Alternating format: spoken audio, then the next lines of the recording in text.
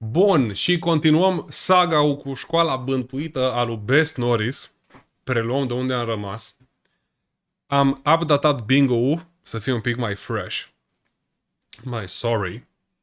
Și hai să ne și uităm. Bun. Ready? Ready. Eu nu sunt ready, dar să fie într-un ceas bun. Ne-am întors în școala bântuită pentru a ajuta pe Brandon să scape de blestem. Ce s-a întâmplat în acest videoclip o să vă lase fără cuvinte și lasă chiar acum în comentarii părerea ta dacă am reușit sau nu să scăpăm cu bine din această situație. Și nu uitați că pe 4 iulie este ziua mea și cel mai frumos cadou ar fi să facem 500.000 de abonați. În regulă, tocmai ce am ajuns la clubul sportiv, astăzi alături de Lu și de Brandon. Dacă n-ați văzut prima parte, neapărat trebuie să vă uitați ca să înțelegeți. Pe scurt, prima dată când am venit aici, Brandon a atins o pelerină de călugăr și de atunci viața lui a luat o întorsătură din ce am înțeles. Bă, Norris, hai să plecăm să scăpăm de blestemul ăsta, că nu vreau să mai stau aici, nu mai pot. Eu am Abia am început video. Abia am început video. Hai să plecăm. Bam! Bun, continuăm. un plan, să reluăm traseul pe care l-am avut, să putem găsi pelerina din nou în locul unde am văzut pentru prima dată, pentru că dacă reluăm traseul, Ha? Am zis că ai auzit Brandon clipul trecut. Păi îți dai seama că recapitulează ca să fie asta. Să nu fim noi. Crezi că ține minte audiența lui? La distanță o săptămână. Lady Explorer, mulțumesc frumos de cei 5 leuți. Mulțumim frumos. Pupici. Ai făcut rower? Ca un leu. Dar ce ești tu, începutul ăla de la desene? Metro Goldwyn Mayer. Dă play la clip, te rog. Dau play la clip, mă rogi. poate se va întâmpla exact cum s-a întâmplat prima dată. Eu nu vreau să te sperii, dar eu tot aud niște pași. Prima dată când am intrat în această clădire, mi-aduc bine aminte că am văzut această masă. Da, miroase foarte urât. Mai ții minte când mirosea când am ajuns acolo sus în camera de am văzut pelerina? Mirosea urât, așa miroase acum. Da, parcă miroase la fel peste tot. Data trecută nu mirosea așa aici. Dar semnele astea erau pe pereți înainte. Da, îți dai seama. Dar tu nu te amintești? Nu mai știu nimic. Bine, au trecut deja câteva zile bune de atunci. Zici că Au trecut 4 zile. Cum să ții minte ceva de acum 4 zile? Bă, sunt tentat să bifez.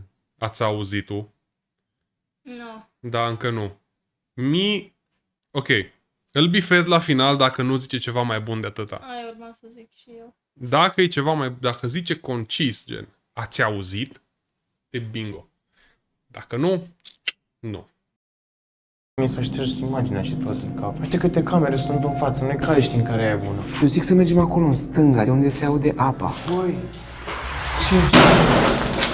Ce m-am speriat! Uite, tu l-ai oprit! Mamă, dar s-o speriat Deci sânge. că scoate și limba, vară. S-o speriat sânge. Am zis eu sânge, să pune. Uai, dar chiar, s-o zis efectiv. Nu cred că s-o zis încă. Trebuie să fim atenți și la efectiv. Îl punem la jumpscare? Că ar trebui să fie fost Da. jumpscare. Hai să schimb poziția, că se îngroașă Așa. lucrurile. Jumpscare și ce ar mai fi trebuit să Tu vezi fie? că scrie gay acolo. Da, și în clipul trecut se vedea. Ah. Ok, altceva... Continuăm, vedem. Lovitură reală. Da. Unde e? Corect. Am mutat-o jos și mă de asta. Bun. Până acum e all good. Oh my god.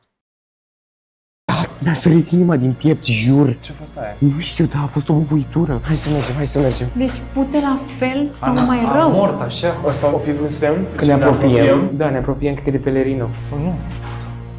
Ce e mai ce? Ce are, mă? Hopa. E cameraman diferit.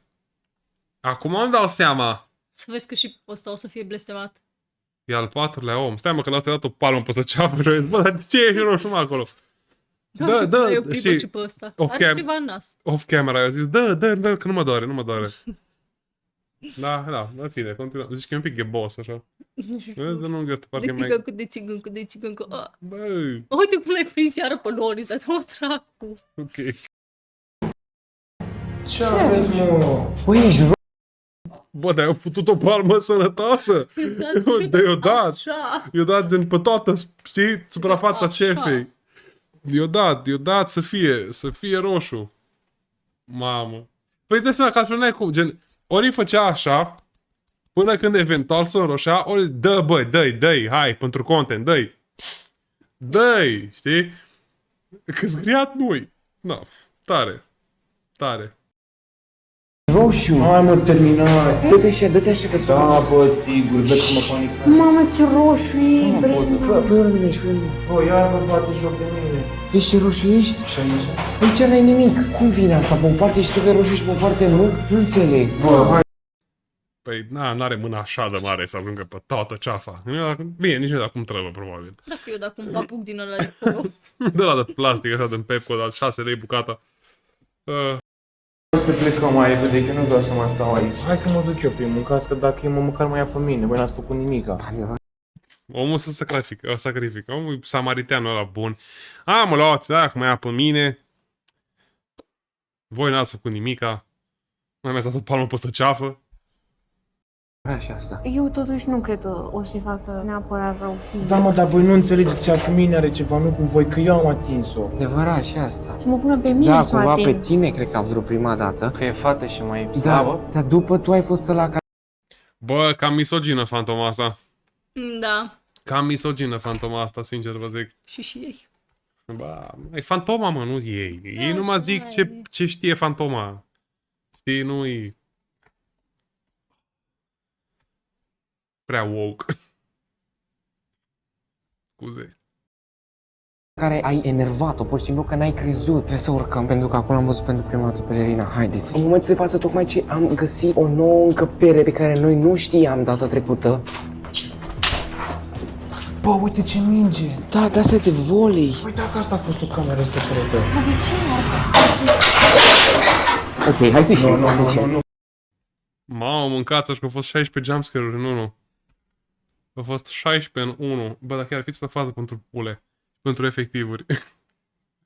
Mă, bă, cam intensă fantoma asta. Cam intensă fantoma asta. Cam le dă. Vedem cum developează Uite, scrie povestea. acolo, David. Unde? Da, mă scrie V-ul ăla, eu una, așa, întors. Mai na. Uit. Repetă. Ha? Repetă când am primit A telefonul. zis cineva că special pentru pulă, mă uit. Perfect, mulțumesc. Pulă watcher. Nu, că stai puțin, că ceva nu e logic în capul meu. Stai un pic, hai să o dormim. Deci noi am urcat pe scări imediat și după am intrat în camera aia pe care nici nu o știam. Să stingi lumina. Se întâmplă la fel. Aprindeți Se întâmplă la fel ca data trecută. Ia. Păi se întâmplă la fel, dar nu a zis el că trebuie să facă exact ce a făcut înainte ca să repornească blestemul, ca să-l oprească? Ca să facă aceiași pași și nu știu cum? Deci nu-i dă bine? Asta e fantoma aprigă. Deci fantoma Africa de la Dorna, au venit Dorna să-i bântuie. Ce amuzant ar fi să fie sponsorizat Dorna. Dar hai că-s curios, E ca data trecută. Unde-i pelerina? Nu știu. De ce la fel ca data trecută? Bro, dă lumina să văd ce are. Dă lumina. Mi-e frică, Noris, nu văd nimic. Gata, a luat-o, a luat-o. Ia. Că Avem, e frică, da, mi-e frică să mor frică. singurică. Let's go! Ce m-am beșit. Unde e good acting? Avem good acting. Trebuie să punem mai repede, am uitat de el. Bone! 2 în 1. Bone! Cine m-a pus pe mine să vin înapoi? Ei, cum am venit înapoi? Mamă, ciudată în el! asta chiar e lovitură reală, pui. Asta e lovitură reală. Hold up. A luat-o. Ia. Cine m-a pus pe mine să vin înapoi? Ei, cum am venit? Ciudat din tun! Aici din tun! Bam! Direct! Speriat, da. 999 la pumn! Scuze. Dar gen, ai fost cum a dat? Am văzut. Mai pune încă unul la lovitură reală, te rog, pentru sufletul meu. Cine m-a pus pe mine să vin înapoi? Ei, cum am venit înapoi? Mai că nu a pus un sound effect ăla de boom. Mamă, asta e pun 16 X-uri, numai că i-a dat tank, nu, deci Asta chiar că a fost lovitură reală. a fost, cu nervi, asta iar proiectează ceva probleme, în fine, din nou. Brandon, te rog frumos, liniștește-te, Brandon. Ce se întâmplă, Noris? Te rog, liniștește-te, Brandon. La ce te uiți? Mi se pare mie să căca pe ea de râs.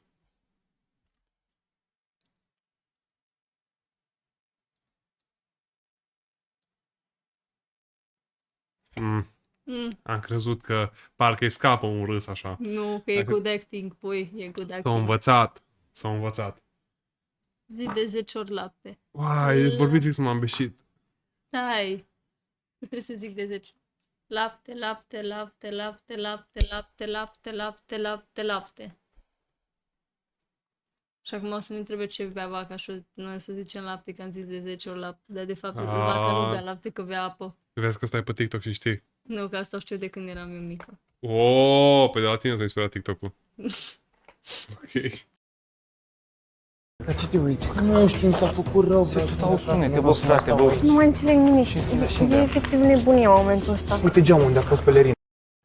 Am zis că tot ce se conține cu auzit, se pune la ăsta. Da. Deci îl completăm. Îl completăm. Bun. Oh my god, nu mai pelerina. Nu mai e pelerina, da. Dă-te mai în spate, nu te mai duce acolo. Poate e unde am văzut pentru prima dată. Hai să mergem unde am văzut pentru prima dată, poate e acolo. Noris, aici am lăsat-o pentru ultima dată și pe a plecat de aici pentru că am atins-o și s-a stins lumina și a început cineva să ne fugrească. Ai uitat, aici a fost ultima oră unde avea să dispară asta. Și dacă noi acum n-am fost aici pentru prima dată. Mie îmi dă vibe-uri de Dorian Popa, tipul ăsta. Sincer, e așa un pic Dorian Popa, dar cu tatuaje. Da, mai mult păr pe corp. Și îmbrăcat în negru. Da.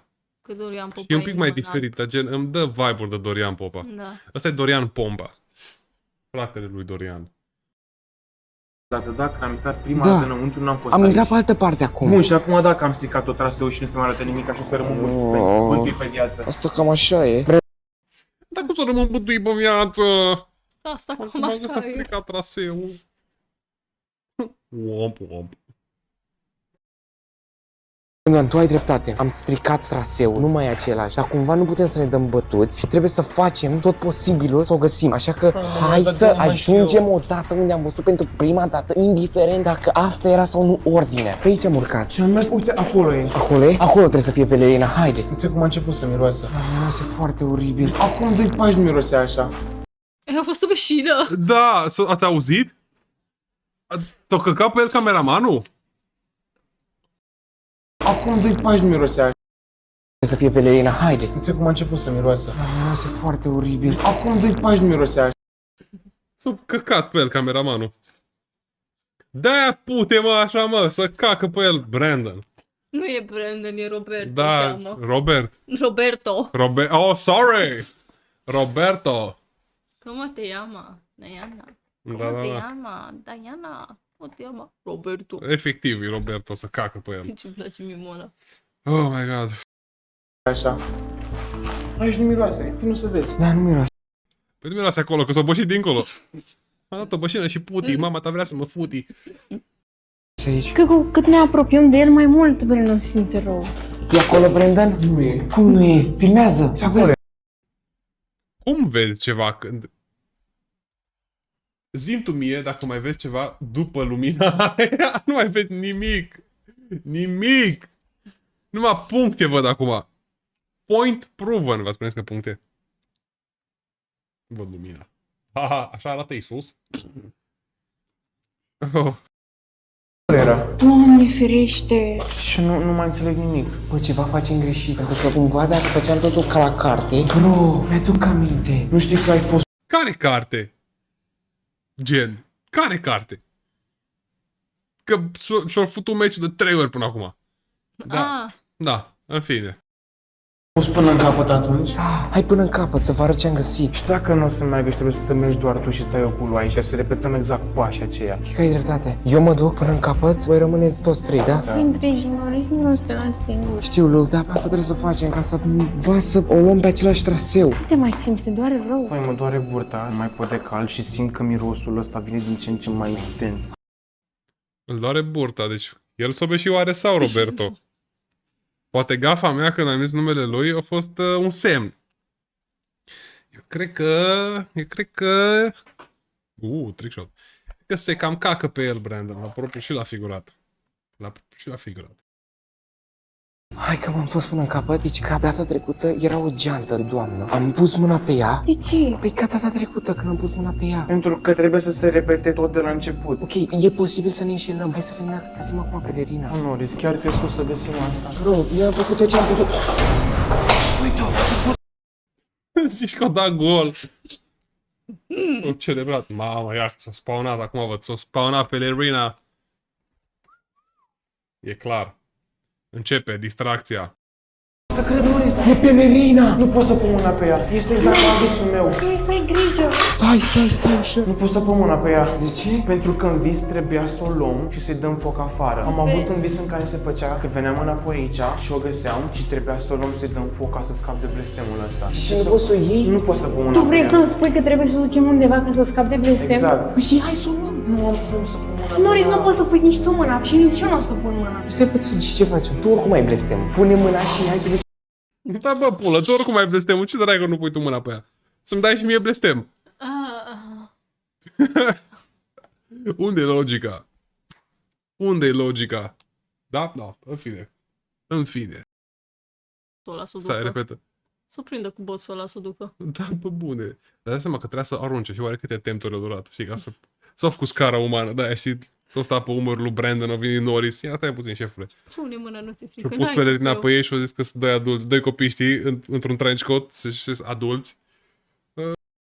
Ducem în locul ăla pe care l-ai visat. Băi, o iau, asta e. Bro, văd că momentan e în regulă. Hai să mergem la locul ăla. Simt bine cu asta în mână. Brandon, zi unde trebuie să mergem ca să-i dăm foc la pelerină. Să ajungem la intrare. De când am Sănătate, Brandon. Noroc, Brandon. pus mâna pe asta, am început să strănut în continuu, mă simt din ce în ce mai rău, nu vreau să mai țin în mână. S-a înfundat nasul rău. Noris, nu mă simt bine. Sunt ține niște pași, nu știu ce se întâmplă. Bro, hai jos, vă rog. Brandon, am ajuns din nou în fața clădirii. Spune-mi, te rog, care este planul, ce ai visat? Și trebuie să ne punem aici în mijloc și să-i dăm foc. Foc? Da, și după ce îi dăm foc, eu să scap de blestemul ăsta. Bine, hai, că pare simplu. Ok, deci din moment ce arde, scăpăm de blestem. Ce bani mea? De ce nu arde? Îl vedeți? Bro, de ce nu are? Wow, un material care nu e așa ignifug, nu ia foc. Ce pana mea? A zis ce pana mai la copii. Ai de ce, vai. Sfinte Sisoie. Sfinte Sisoie. Nu mai am alte cuvinte.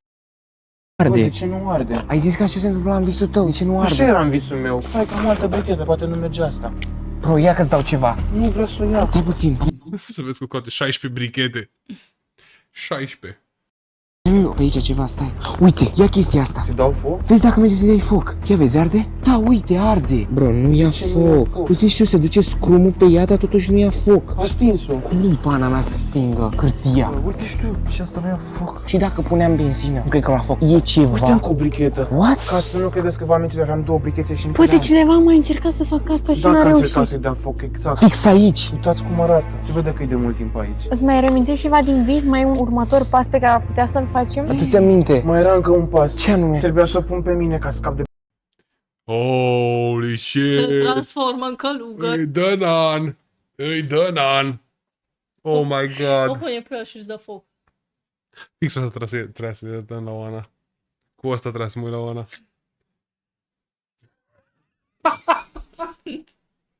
Cu Oana trebuia să mă uit la ăsta. Ok. de blestem și să zic o rugăciune. Asta are mai mult sens. Adică mi se părea prea simplu doar să o luăm și să o punem aici. Brandon, pune-ți pelerina pe tine. Spune ce ai tu în cap, rugăciunea, adu-ți aminte. Ești gata? Da, bro, noi suntem gata. Doar să fii tu tu bine. să fii bine.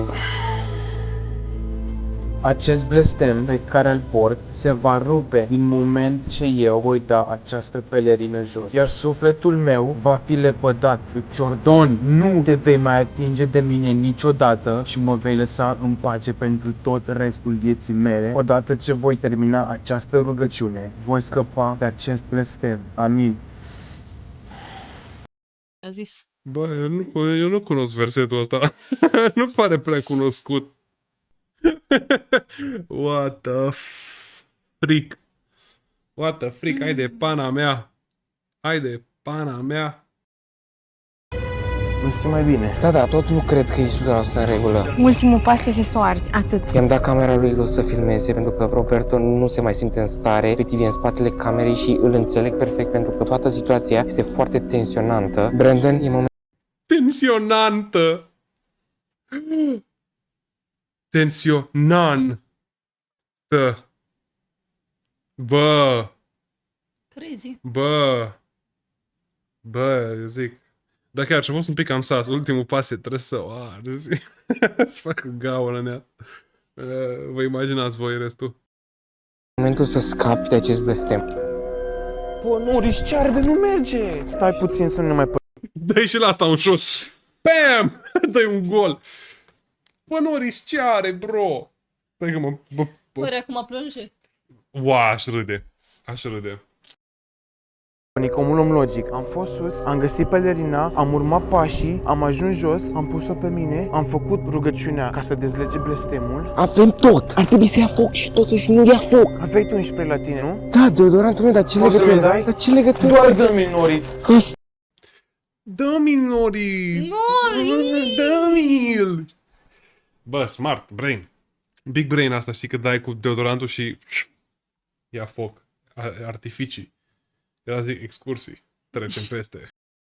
Asta, puțin, Da. cu ce te ajută? Dar Dai o cu să vezi, ai încredere în mine și să vezi. Dă-mi bricheta. Dacă nici asta nu o să meargă, atunci nu o să pot să mai fac nimic. Știu, nu-i da încă foc, lu-dă mie camera, vreau să văd dacă reușește. Brandon, te rog, dă-i mai repede foc, să plecăm de aici. Oh my god! What? A luat foc! A luat foc, merge! Mamă! Bravo, Brandon, așa, dă-i foc, să ardă toate blestemele. What the fuck? Uitați-vă puțin. Bravo, Brandon, în sfârșit! Sunt liber. Cum te simți, bro? Cum te simți? Să fi căzut deodorantul direct acolo să explodeze. Gata, am scăpat. BAM! Nu scăpat de tot. Nu a scăpat numai de blestem. O scăpat. Bine. Bine, Brandon. Bine. Mă simt eliberat. Putem să plecăm acasă acum? Dacă tu te simți în regulă normal, știi, ok? Doamne, ce emoții am avut. Deci nu mai am nimic. Serios? Nu mai este rău. Bate Cuba, frate. Doamne, vă mulțumesc. Bate Cuba, frate. Ei! Ei! Bine! Mulțumesc din suflet, am scăpat. Sunt liber. Yes! Hai să mergem acasă. Hai, Bravo, Bravo. haideți acasă. hai să mergem, Nu guys. mai pun piciorul în viața mea aici. Au trecut de Să pune. Să pune că nu mai fac asta.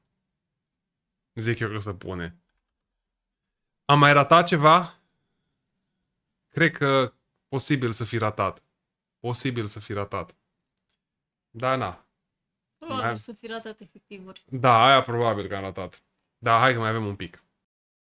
Deja câteva zile și astăzi Brandon a venit la mine. Vreau să te întreb cum te simți de când am ars pelerina. Băi, să știi că mă simt mult mai bine. Am putut să dorm în sfârșit. N-am mai auzit nici sunete, nici pași. Și mă bucur că am găsit pelerina aia și că am putut să o ardem. Pentru că dacă nu o găseam, cred că era mult mai rău decât atunci. Îți dai seama că se agrava situația și înnebuneai ușor. Nici n-am vrut să mă gândesc la chestia asta. Credeam că nu o să o găsim niciodată. Dar, Am avut noroc. la început, când am văzut că nu se arde, am început să mă panichez. Știu, ți-am văzut efectiv expresia feței. Păi da, pentru că mă gândeam Expresia feței. O pronunție foarte mult. Bă, ce mă stresează fundalul ăsta, bă, că îmi imaginez casa lui, apartamentul lui. Cine are așa un perete așa gol, bă? N-ai pus un dulap, o floare, o pictură, știi? O poză, ceva. Mi se pare foarte sas ce faci. Ai rămas traumatizată? Da. E ok. că, bă, asta nu se arde și o să rămân blestemat pe viață și deja îmi închipuiam unde o să mă culc, ce o să fac, ce o să se întâmple cu viața mea. Dar în moment ce am ars aia, am simțit așa că m-am eliberat, știi? Și sunt Da. mult mai bucuros acum. Nu mai mi-este frică de nimic. Chiar așa este. Am văzut de atunci, de când a ars pelerina, că tu te-ai schimbat efectiv la față, te-ai schimbat și comportamentul. Erai cu totul alt om și ne bucurăm că totul este în regulă. V-am spus, ce facem noi este destul de periculos, dar uitați-vă că am reușit să terminăm acest vlog cu bine. Brandon să nu ai Bă, eu care fac investigații pe bune nu zic că ce facem noi e periculos. Mamă, oh my god, sucking our own peanuts, gen, mamă, nu, vezi că e scary, e dangerous ce facem noi aici. Și vine Bess Norris. Bine, șefule.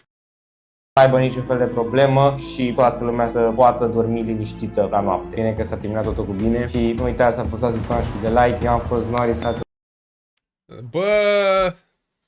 Na. Păreri?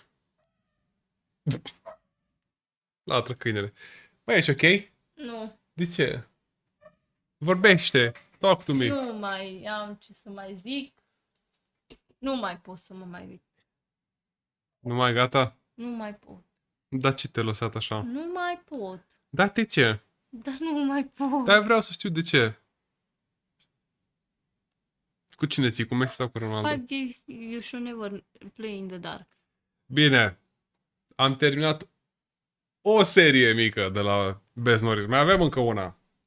Când? Bună întrebare.